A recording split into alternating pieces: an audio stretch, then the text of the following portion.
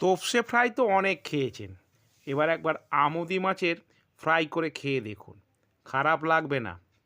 প্রথমে আমুদি মাছগুলো নিয়ে তার মাথাগুলো ফেলে দেবেন, তারপর ধুয়ে তাতে কাঁচা লঙ্কা বাটা, আদা বাটা, রসুন বাটা আর পেঁয়াজ বাটা দিয়ে 1 চামচ কর্নফ্লাওয়ার দেবেন, স্বাদ মতো নুন দেবেন, আর দেবেন 2 চামচ বেসন। বেসন দেওয়া হয়ে গেল, এবার একটু খাওয়ার সোডা দেবেন যাতে মচমচে হয়। খাওয়ার সোডাটা দেওয়ার পর সামান্য একটু দই দিয়ে দেবেন, টক দই, যাতে আর জল দিতে না হয়, ওই টক দই দিয়েই মাখা হয়ে যাবে, একটু টক টক ভাবটাও থাকবে। এবার ভালো করে মেখে নিন, মাখা হয়ে গেলে তেল গরম করুন আর একটা টক টক করে ছেড়ে দিন।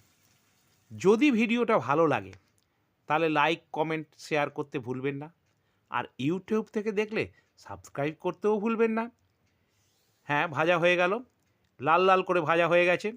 এগুলো আপনি মুড়ি হোক, চা হোক, ভাত দিয়ে সব দিয়েই খেতে পারবেন।